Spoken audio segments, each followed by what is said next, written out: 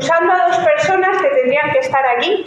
Yo no tendría que estar aquí ahora mismo, porque tendría que estar la presidenta del Centro de Estudios Bejaranos, que no puede venir, está en Salamanca porque van a hacer un concierto muy importante en la catedral y ella, como está en lo que se refiere a la parte musical de la catedral, pues tiene que estar allí ahora mismo. Y también voy a excusar a Isabel de la Cruz, que es la presidenta del casino, que hoy tampoco puede acompañarnos. Así que, bueno, yo estoy un poco aquí en representación de las dos. Y lo primero es dar las gracias al casino porque siempre se portan fenomenal con nosotros, nos ponen todas las facilidades del mundo, y daros las gracias a vosotros por venir, claro, por supuesto, sí, todas estas cosas las hacemos por vosotros, evidentemente. Hoy es un día para nosotros de fiesta. Vais a decir, hombre, qué exagerada, de fiesta, bueno, hoy no es festivo, ¿no? Será mañana en tal caso. Pero sí es festivo en el sentido nuestro del Centro de Estudios Bejaranos porque tenemos dos fechas importantes a lo largo del año. Una es fija, que es la presentación de la revista de Estudios Bejaranos, que se suele hacer por el mes de diciembre, que la llevamos haciendo pues desde que se fundó el Centro de Estudios. Y la segunda es la concesión o la entrega del premio, ¿no? Ciudad de Béjar, que ya lo hicimos en su momento, creo que fue en junio de 2025, pero luego es tan importante entregar el premio como ver el resultado del premio, es decir, el trabajo premiado. Entonces, en definitiva, es un día también muy importante para nosotros.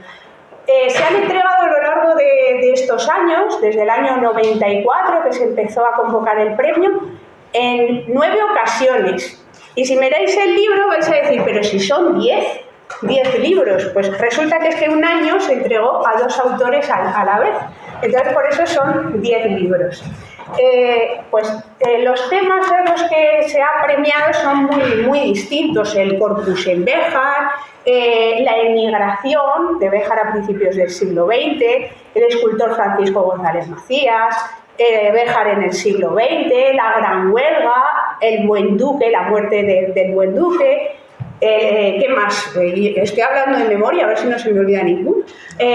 Los guardas de sables japoneses que hay en el Valeriano Salas, el Instituto de Béjar, que tuvo una vida muy corta, justo antes de la guerra. Tenemos también una biografía de una duquesa, María de Zúñiga, y por fin este libro que a mí me ha parecido estupendo, no es porque estés tú aquí, es un libro estupendo porque no teníamos ni idea, y de esto también va a hablar Javier, imagino, que el duque había promocionado, aparte de la lana, el lino. O sea, habíamos pasado por la documentación, Rosa Ross había dicho algo, los lienzos, estábamos continuamente viendo lienzos en la documentación, pero no habíamos reparado, porque siempre hay tantos flecos en la documentación y no tienes tiempo para investigar todo, que la verdad es que fue una sorpresa. Cuando presentaste este trabajo, además, unanimidad del jurado, en este sentido, o sea, eso te lo hemos dicho más veces. No hay duda. En la mesa, ¿quiénes están? Jaime Arbindey, que ya le conocéis, pero por si acaso os cuento, tengo aquí la chuleta, esto sí. Es investigador contratado predoctoral de la Universidad Autónoma de Madrid. Estás investigando sobre precisamente el 11º duque de Béjar, Juan Manuel II. Bajo la dirección de Roberto Quirós y Antonio Álvarez Osorio. Tienes el máster en Historia Moderna por la Universidad de Cantabria, la Universidad de Santiago y la Universidad Autónoma de Madrid, con prácticas académicas en el Instituto de Historia del Consejo Superior de Investigaciones Científicas. Tienes 2 becas de excelencia. Madre mía, que se dice pronto, es tremendo. Beca de colaboración en departamentos universitarios y prácticas académicas externas en el archivo de la Biblioteca Nacional de España. Y trabajando además últimamente mucho, también haciendo comunicaciones y viajando, que lo sé, y estás continuamente investigando sobre el duque. Y tengo también aquí a Javier, compañero Javier Ramón Sánchez Martín, compañero del Centro de Estudios Bejaranos. Yo creo que es la persona idónea para que te dé la réplica, porque lino y lana, lana y lino. Podríamos resumir, ¿es verdad? Ha sido director de nuestra Escuela Técnica Superior de Ingeniería Industrial y catedrático de Ingeniería Textil. Lo he dicho bien, porque siempre decimos de química. No sé por qué nos vamos tiene que ver a la química. Y os dejo con ello, que yo ya he hablado demasiado.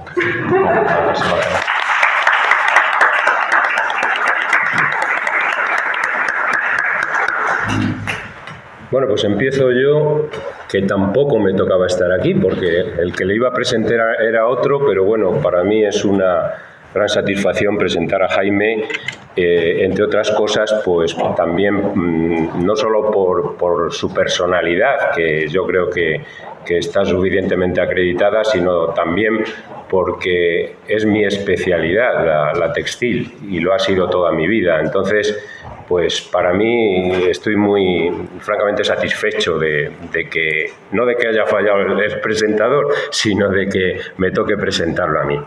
A ver, los duques de Béjar, que ahora ha salido una magnífica monografía que hemos publicado el Centro de Estudios Bejaranos y que os recomiendo a todos, pues siempre se debatieron, la mayoría de ellos, entre una actitud paternalista y una actitud crematística, como dices tú muy bien en el libro.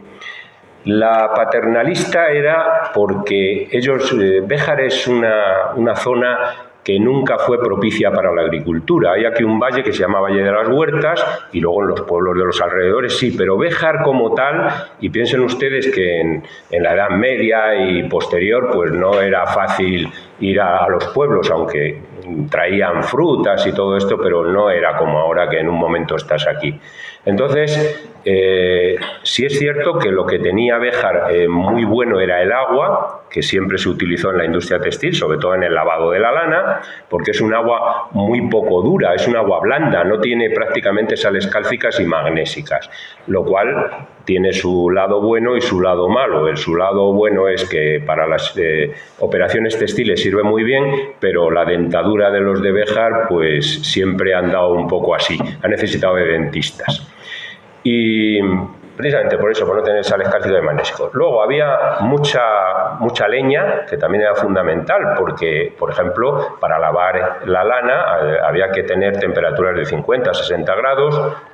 Para teñir la lana había que tener temperaturas de alrededor de los 100 grados centígrados. Y entonces el agua era clave, la leña también lo era. Y luego pasaban por aquí cerquita, más bien por el Valle de San Gusín, dos cañadas. La cañada real Soriana Occidental y la cañada de la Ruta de la Plata. Entonces las ovejas pasaban continuamente y muy cerca de aquí. Aparte de eso, hubo duques que tuvieron cabañas ganaderas que en algún caso llegaron a ser la tercera de España. Bueno, pues entonces los duques, claro, no haber agricultura prácticamente y eso, pues sí había ganadería, veían que sus súbditos, por la verdad, lo pasaban mal. Y bueno, podríamos hablar de que ya hubo iniciativas como la de 1592, que la conté el otro día en una conferencia, cuando el duque de Béjar, a instancias de los fabricantes textiles, fundó un tinte, hizo un tinte, porque entonces la tintura es una operación complicada en la industria textil y esa tintura pues cada uno lo hacía como podía y veían que necesitaban un tinte serio. Entonces el único que tenía medios para poder hacerlo era el duque de aquella época, estamos hablando de 1592, antes de esto, y se le propuso, lo hizo y claro, durante mucho tiempo tuvo el monopolio. ¿Por qué tuvo el monopolio? Porque dijo, bueno, pues por aquí tiene que pasar todo el que tiña. Vosotros me habéis instado a que haga esa inversión, pues ahora que pase por aquí todo el que tiña. Y entonces, uno de los impuestos más importantes en aquella época era la alcabala. Y entonces la alcabala normalmente era un impuesto de compraventa, dices tú en el libro, pero fundamentalmente era de venta, era como el IVA de ahora prácticamente, que era, pues cuando lo vendían, el género se cobraba la alcabala, que eran 4 maravedíes por kilo o metro de paño, según se fuera. Bueno, pues resulta que el duque se dio cuenta de una cosa, y es que, como si lo cobraba por la venta, muchos de los tejidos que aquí se hacían se vendían fuera de su territorio y entonces se quedaba sin cobrar. Entonces decía, sí, pues ahora pongo el impuesto sobre la producción, Y entonces cada uno que iba al tinte, y todos tenían que pasar por ahí, taca, a retratarse. Y entonces los fabricantes se quejaban mucho de que luego iban a venderlo y les tocaba pagar otra vez, en la alcabala.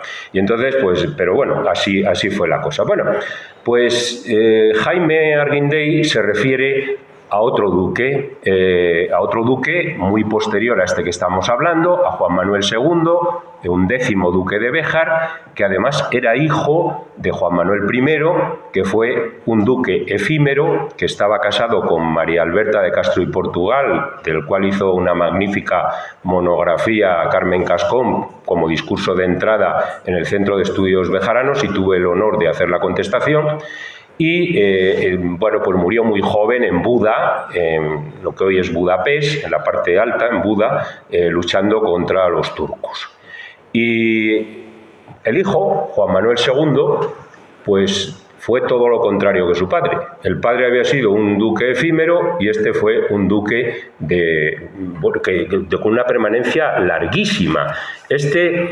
Cuando murió su padre, entró como duque, que todavía tuvieron que tutelarle su mujer, Alberta de Castro, y su madre, Teresa de Zúñiga, porque era un niño, ¿no? Bueno, pues mandó en el ducado desde 1686 a 1747, o sea, que estuvo 61 años de duque. O sea, que fue un duque, yo creo que será el más largo, posiblemente el que estuvo más largo tiempo. Bueno, pues este duque andaba siempre moviendo la cabeza, parece ser, y se le ocurrió, para fomentar pues la recaudación de impuestos por una parte, y por otra para dar trabajo a mucha gente que no lo tenía. Sobre todo se fijó en niñas huérfanas y se fijó en jovencitos pues bastante pequeños, ¿no? Y entonces, vamos, de adolescentes. Entonces, aquí se cultivaba mucho lino, y además en todo su territorio, en los 4 cuartos que había, y ese lino era de bastante calidad.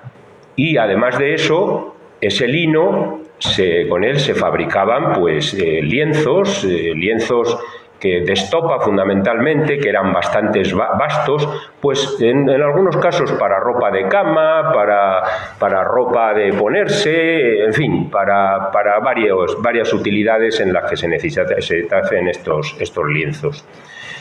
Y bueno, pues a él se le ocurrió, dice, bueno, claro, se codeaba con la alta sociedad en Madrid y en la corte, y entonces se le ocurrió que por qué no podían hacer mantelerías finas, de hilos finos de lino.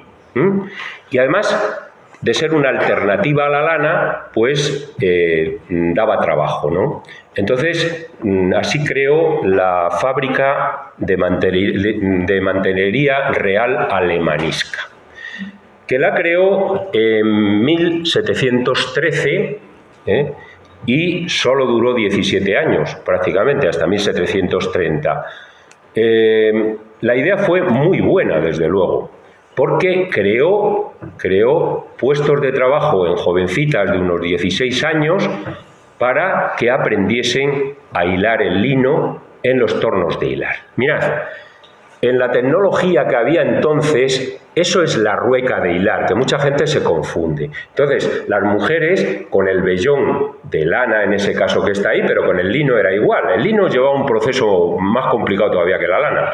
Entonces, iban tirando, sacaban un hilo de una longitud y una finura más o menos que ya tenían controlada, y la iban enrollando en el huso. Si le veis el huso, le tienen abajo, ahí colgando, y entonces ahí se iba torciendo, porque lo fundamental para que un hilo esté bien hecho es que tenga una longitud determinada, un diámetro determinado, más o menos, y una resistencia, y la resistencia la coge el hilo cuando le dan la torsión, ¿no?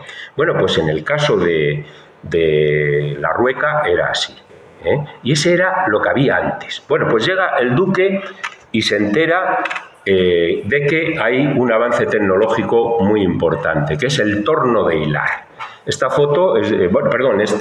cuadro está en la Escuela de Ingenieros, en la sala de profesores, y esta señora se llamaba la señora Felisa, trabajaba en la fábrica de don Juan Muñoz, con lo cual es una mujer que ha existido, y ahí tiene el torno de hilar, que es el de la rueda, y al lado tiene la devanadera. En el torno de hilar se iba sacando de la mata, en este caso de lana, del vellón de lana, se iba sacando y ya se iba enrollando en el uso que le tiene en la mano izquierda, si lo veis, al lado de la mano izquierda. Y entonces ahí ella iba dando a la rueda y ya se conseguía un hilo más uniforme y una torsión más uniforme. Y luego lo que se hacía normalmente es pasar a madejas en la devanadera. Si bien con el lino se hacía, luego de la devanadera se pasaba a un ovillo normalmente, se pasaba a un ovillo, que era una tercera fase que normalmente no se hacía en la lana, aunque se podía hacer, Normalmente en este caso se dejaba en madejas. Bueno, pues este avance lo quiso introducir el duque en escuelas de hilado, donde metió a niñas huérfanas y creó varias. En principio creó en varios pueblos del Alfoz, que fueron en Hervás, en Puerto, en Candelario y en Becedas, donde había ya una cierta costumbre de industria textil. Luego los demás pueblos también lo seguían haciendo, ¿no? Pero claro, el duque quería comercializar también los tejidos que se obtuvieran. Y resulta que para comercializarlos tenía que tratar con los arrieros tratantes, que ya estaban acostumbrados a vender, a trasladar y vender el hilo en los mercados. Bueno, pues con estos tuvo sus más y sus menos, y al final vio que incluso a veces ellos seguían comercializando el hilo más vasto, los lienzos, mientras que el duque quería comercializar los hilos más finos para mantelería.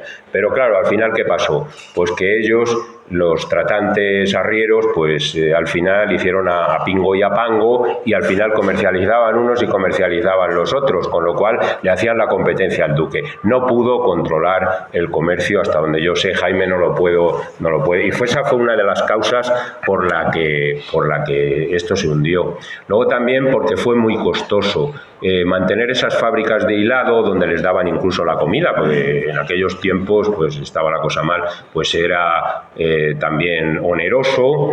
Y luego también no consiguió exenciones del rey de tributos. Tampoco consiguió comercializar más allá de las fronteras. Él quería haber comercializado pues en el resto de Europa e incluso en América, y parece ser que tampoco le salió, y por eso fue lo que prácticamente le hundió. Mirad, si os ponemos la otra diapositiva, mirad, esto llegó a Béjar en 1824, ya bastante después, que es una Jenny de hilar que procedía de Inglaterra, de la Revolución Industrial, y ya se había introducido a finales del siglo XVIII. Pero a Béjar llegó en 1824, ¿por qué? Por la Guerra de la Independencia. El inventor, Graves, no sé si lo digo bien, tiene una hija que se llamaba Jenny, y por eso le puso Jenny. Así que si Carmen inventa algo, a lo mejor le pone Javier, ¿no? Bueno, pues las Jenny de hilar llegaron primero con 8 usos, y una sola persona, como veis ahí, dándole eso, enhebraba el vellón en 8 usos, y entonces dándole obtenía 8 usos solo de una tacada. Luego a alguien se le ocurrió, ¿por qué no ponemos 16? Pues venga, pusieron 16 y ya tal. Y luego, ¿por qué no ponemos 32? Y claro, llegó un momento en que hubo que recurrir a los motores de sangre, que eran mulas o burros, y luego a la energía hidráulica, ¿no? Pero bueno, esto es otra historia, déjalo ahí. Y luego, simplemente, para terminar, pues decir que la idea fue buena, es una pena. Claro, él también buscaba recaudar más sobre eso, pero claro, perdió dinero, y al final pues el paternalismo del duque pues fue fundamental, porque siguió perdiendo dinero. ¿Desapareció el lino después de esto del duque? Ni mucho menos. El lino siguió comercializándose. Tengo por aquí que a finales del siglo XVIII, dice la Arruga, que en esta zona había 30 telares y producían 11.000 varas de tejido anuales. Es decir, producían unos 9.000 y pico metros, que no era mucho, pero tal. Pero es que luego Madoz, curiosamente, a mediados del siglo XIX, pues resulta que dijo que había 40 telares de lino y cáñama en Béjar y 600 empleados. En la lana había 4.000, y no pone la producción, pero en Béjar se producían, traducido de varas a metros, unos 600 y pico mil metros al año, que era una producción impresionante con telares manuales, os podéis imaginar. Entonces siguió lo del lino. De la Escuela de Niñas Huérfanas dices tú que bueno, pues parece ser que siguió la de Béjar, la Escuela de Niñas Educandas, me parece que se llama, y la duquesa Josefa de Zúñiga la siguió manteniendo hasta que aquello ya fue inmantenible. Y para terminar, quiero decir una cosa, si pasas por favor, no sé si conocéis esta estatua. Yo cuando he sido director de la Escuela de Ingenieros, cuando imponíamos las insignias y las bandas, en mi discurso lo he dicho muchas veces. Esta estatua está en una plaza que se llama Ramón y Cajal, en la Universidad Complutense, entre las facultades de Medicina y de Farmacia. La autora, que se llamaba Anna Huntington y era la mujer del que fue el creador de la Hispanic Society de Nueva York, de la Sociedad Hispana, Archer Huntington, pues fue la autora y lo tituló The Torch, la antorcha. Pero luego la gente, hubo alguien que lo escribió y estuvo muy bien, que es el relevo de las generaciones. Se ve un viejo cansado, tirado así y pasando el relevo a un joven que refrena su caballo con dificultad y saca la mano para coger el relevo. Entonces la gente la tituló popularmente como el relevo de las generaciones. El relevo de las generaciones trata pues de la transmisión del saber, de la enseñanza.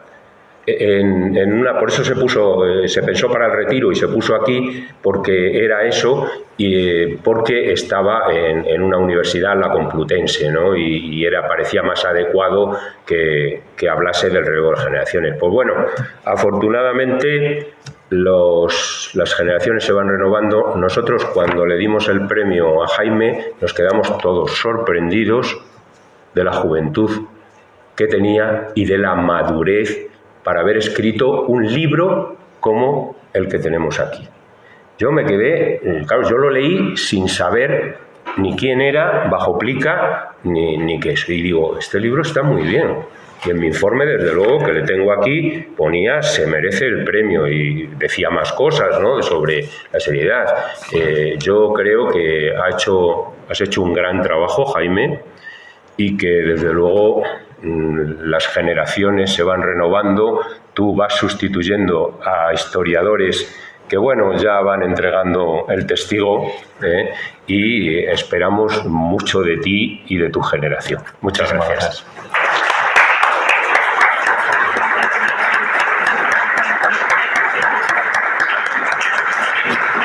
Bueno, y ahora le toca a Jaime. Sí.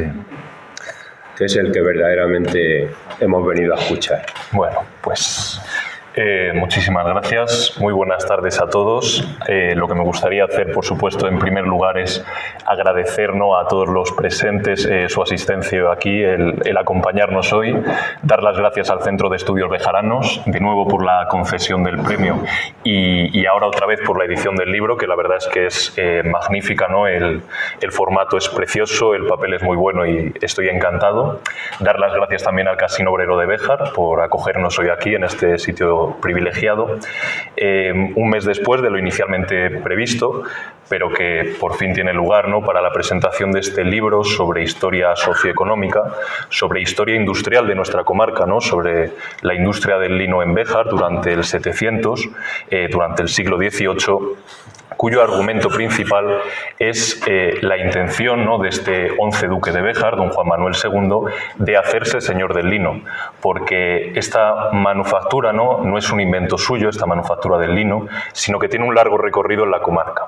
De hecho, antes de la promoción ducal de pañería fina, esta es la principal industria, ¿no?, que hay en esta región, y lo que hace el duque es crear esa empresa, esa fábrica de mantelería real alemanisca, que no es un edificio, es una empresa en cuanto a unidad de organización, que crea este duque con el objetivo de controlar, especializar y redirigir esa preexistente, ¿no?, que viene de muy atrás, manufactura rural de lienzos ordinarios que está dispersa en los pueblos de la tierra de Béjar.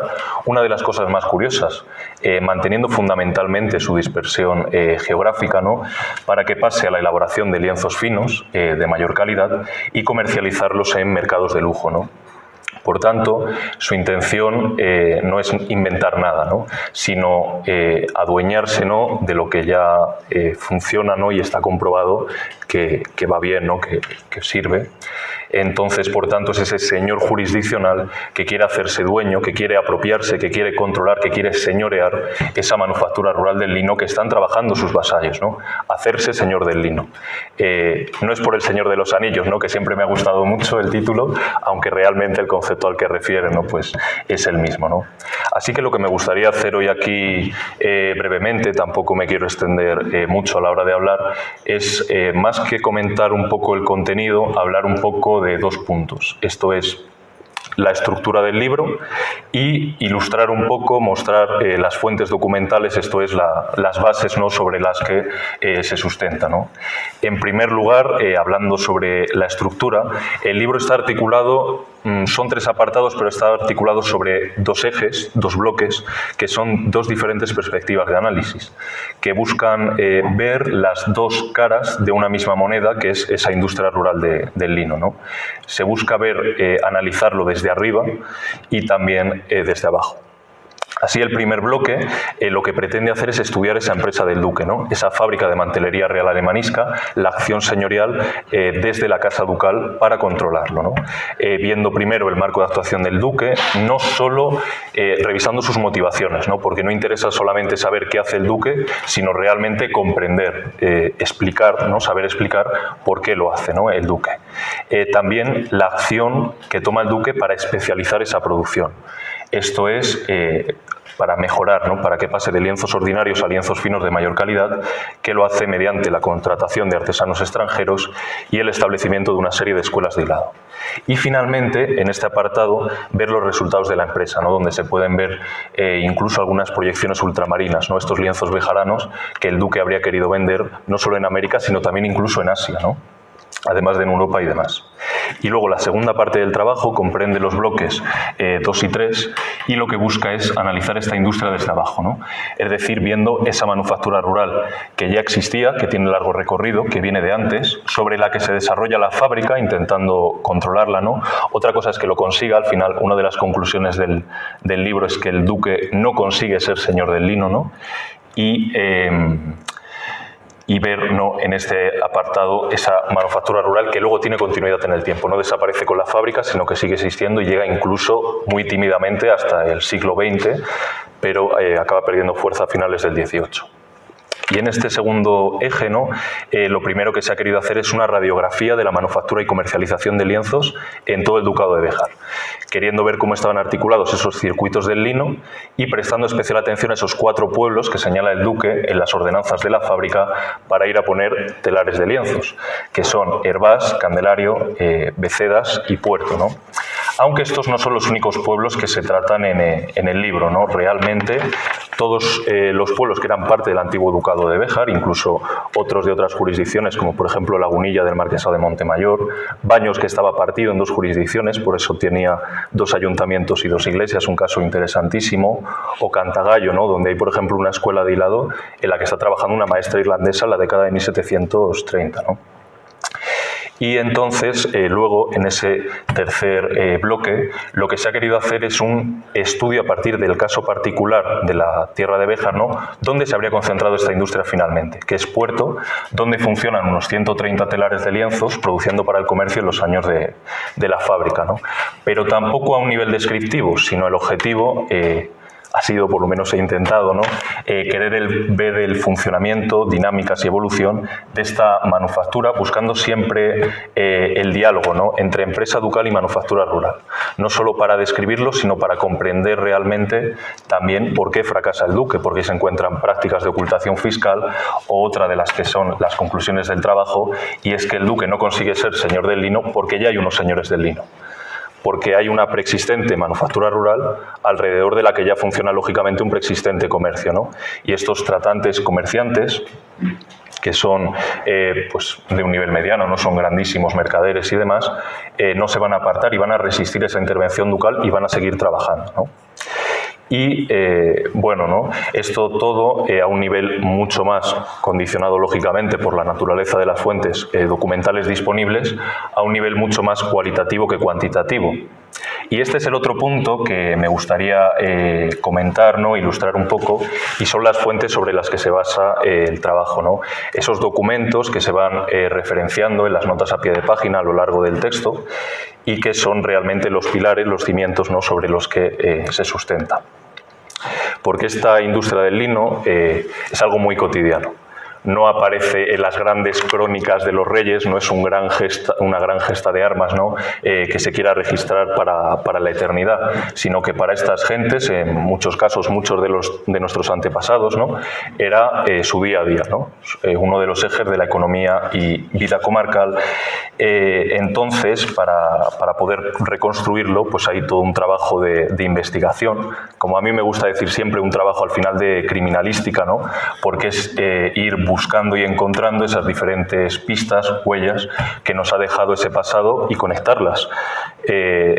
Reconstruir, ¿no? Porque no es simplemente leer un documento antiguo hace 500 años, no es mirarlo, es atravesarlo, ¿no? Es comprender realmente el mundo que lo generó, reconstruir el mundo que generó ese papel, ¿no? No quedarse solo en lo escrito, porque igualmente los documentos están viciados de mil formas, ¿no?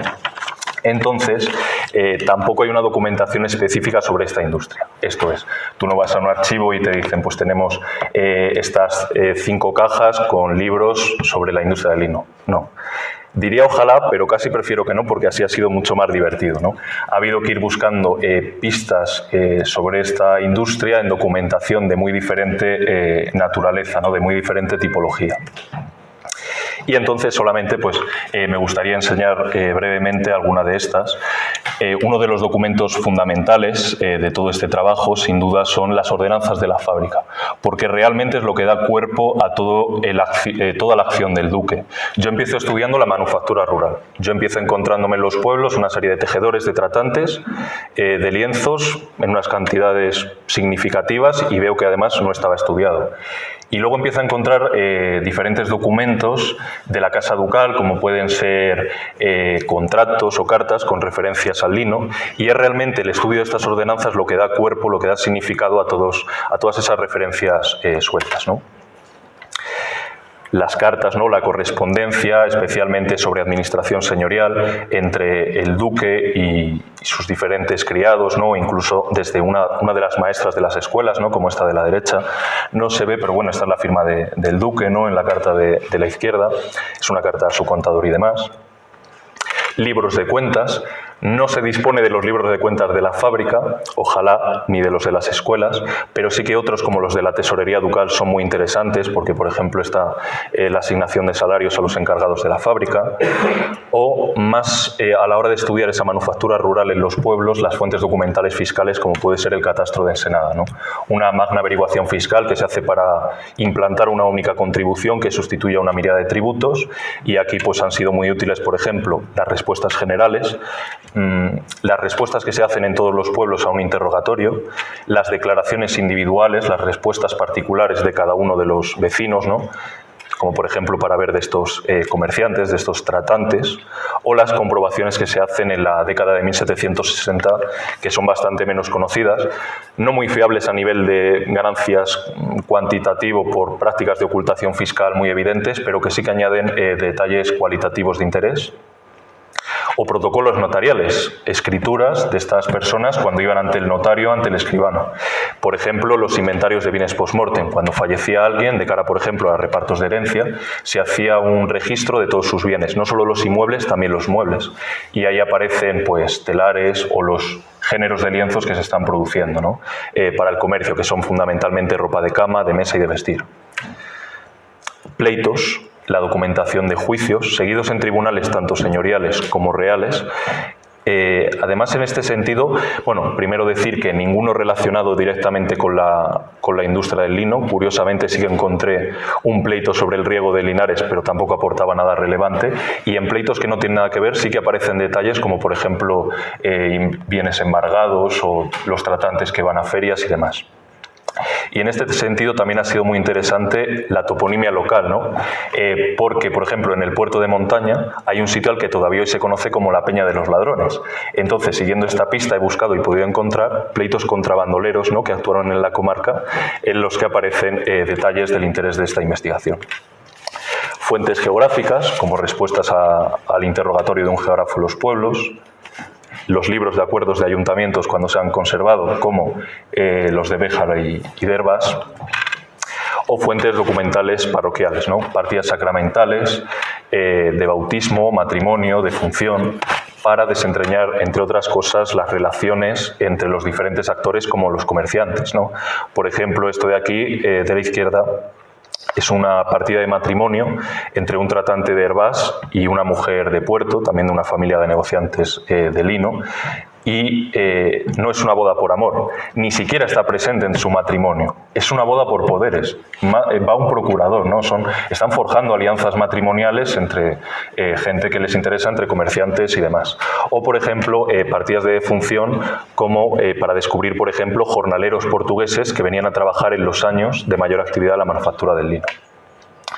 Libros impresos antiguos y ya simplemente para terminar, también incluso fuentes de periódicos de finales del siglo XVIII, como esos arrieros choriceros de Candelario, que dentro de ese comercio cárnico hacia Madrid tenían los lienzos como un producto secundario y desde las posadas o mesones en Madrid donde estaban hospedados, pues anunciaban sus lienzos. Así que eso era un poco lo que quería comentar y muchas gracias.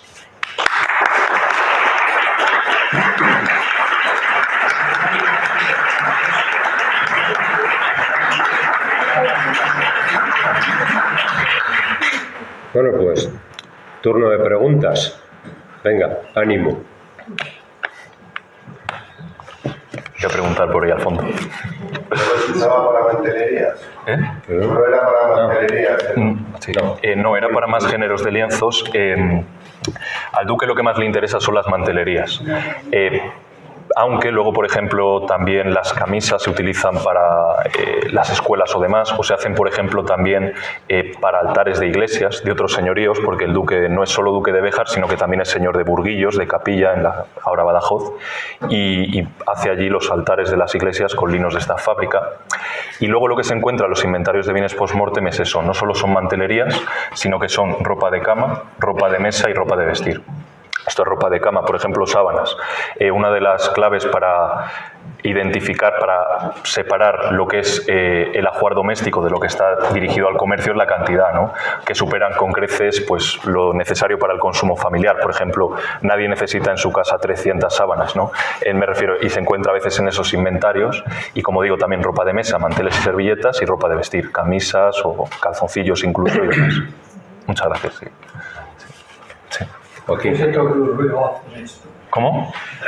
¿Por qué se te ocurrió? Pues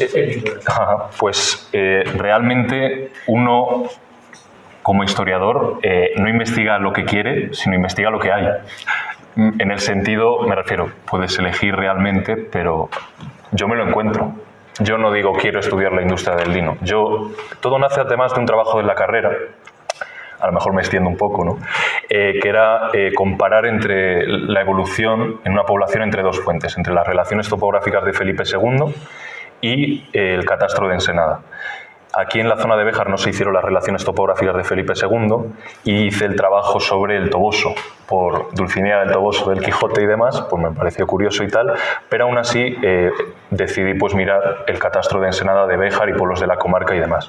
Y ahí fue cuando me encontré eso, pues 40 y pico tejedores, más de un cuarto en muchos pueblos de vecinos tejedores, una serie de tratantes de lienzo, de comerciantes con unas utilidades considerables y que no estaba tampoco trabajado, que no había bibliografía al respecto, y pues ir indagando y demás. Sí, sí.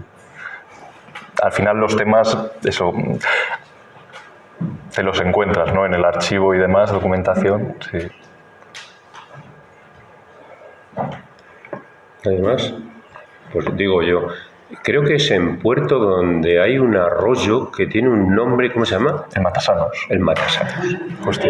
Y no sé si viene de que la operación de enriado del lino, el lino tiene una serie de operaciones, lo primero es arrancarlo, lo segundo es el enriado. El enriado es una operación supercontaminante, porque se hacía en corrientes de agua poco profundas y que a lo mejor era en un brazo, si el río era grande, por ejemplo el Tormes, lo hacían en un pequeño brazo donde había muy poca corriente, le ponían algo para que no se escapase el lino, a veces le ponían losas encima o piedras y otras veces ponían allí como una especie de filtro para que no se escapara. El enriado lo que hace es una maceración o un cocimiento, lo llaman también. Esa maceración lo que hace es separar en gran parte, que no lo consiguen todavía, por eso luego hay más operaciones, la parte leñosa de la parte fibrosa. Y yo no sé si el arroyo Matasanos viene de eso, porque hacían el enriado del lino. Sí, es que yo lo había oído, pero no me acordaba incluso del nombre, me ha venido ahora. Sí, es una de las cosas que digo en el libro, porque también, pues eso, la tradición oral guarda cosas muy valiosas, pero a veces se corrompen, ¿no? Por ejemplo, algunas veces se decía que era de la industria de curtidos, que también echaba allí desechos, sí. Pero viene de antes, es decir, aparecen las fuentes desde antes, y de hecho incluso llegué a encontrar el sitio exacto donde se enriaban los linos, que es en lo que se llamaba entonces el arroyo de la Ribera del Lino, ¿no? Que es hoy el arroyo de Entre Carreras y demás, debajo del pueblo, ¿no? Por eso, como deja las aguas... de la Ribera del Lino, claro, entonces... Y así aparece. Indudable, claro. Fíjate, pues no lo sabía, pero es que me he acordado, me ha venido, que una vez lo leí, claro, sobre ese arroyo y me llamó la atención y estaba tratando de relacionarlo. Y luego el Matasanos abajo, pues, sí. Matasanos. El Matasanos, todavía hoy, sí. ¿Hay algún museo del vino como hay en alguno? Hay museos etnográficos en diferentes sitios, seguro que Javier lo sabe mejor. Yo creo que, por ejemplo, en Peñaranda y en Plasencia hay, ¿no? Sí, hay otro sitio, es que no me acuerdo ahora cómo se llama. Otro sitio donde hay un museo que lo recomiendan mucho del lino, no me acuerdo ahora cómo se llama. Sí, hay varios, pero específicos del lino no hay tantos, no hay tantos.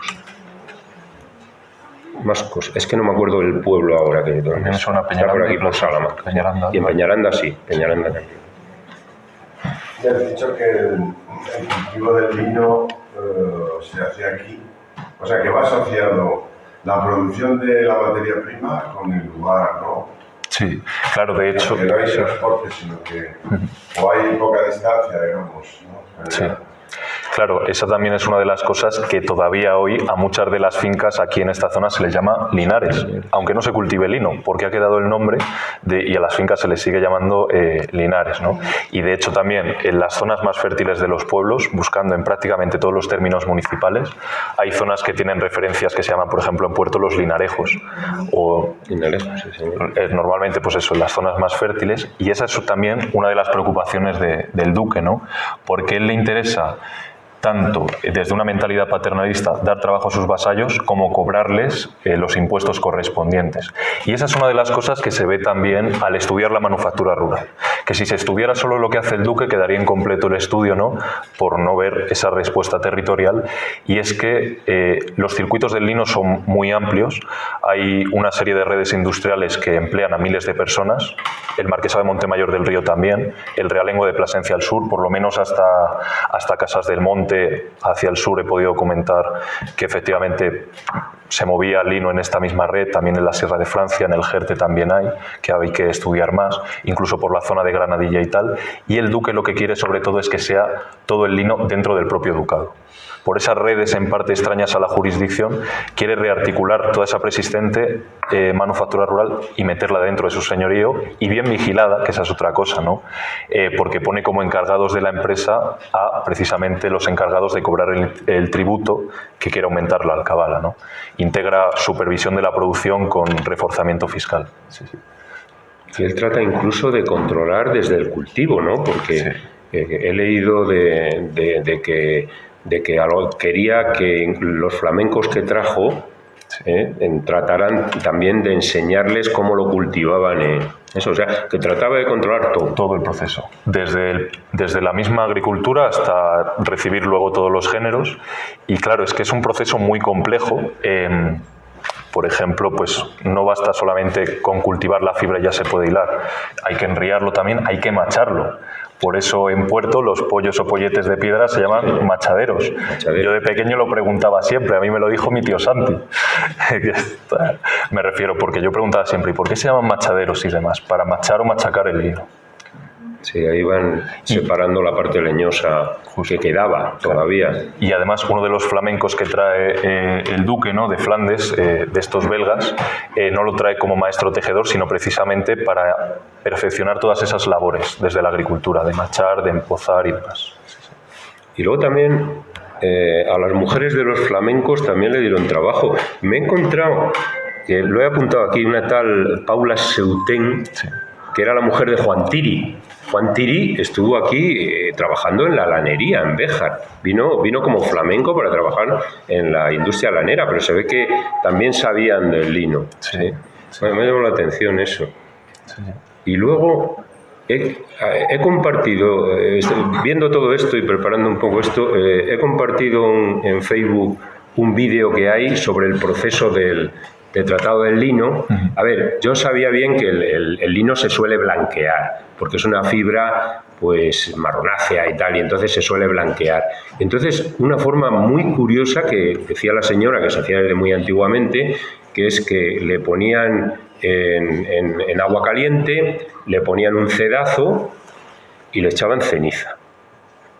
Y luego el recipiente tenía una espita, se iba sacando, se iba recirculando y otra vez le echaban el agua y tal, hasta que salía de una determinada manera, y entonces ya prácticamente el lino estaba limpio y más blanco. Y luego lo completaban poniéndolo al sol. El sol siempre ha sido un blanqueante, se ha utilizado con muchos tejidos, ¿no? El tenderlo en praos, en losados de piedra, con el tema de la lana para secarse, y de paso el blanqueamiento.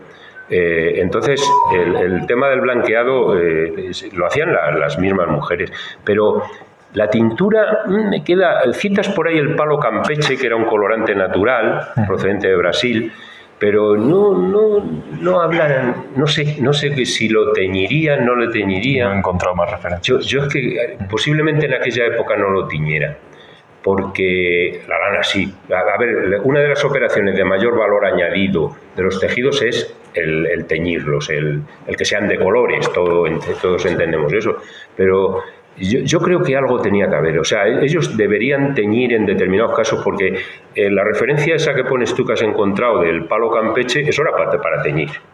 Y de hecho, lo dije el otro día en una charla que di, los duques cultivaban pues ciertos tipos de plantas que luego se utilizaban como colorantes naturales en Belalcázar y por ahí, sí. Sí, o sea que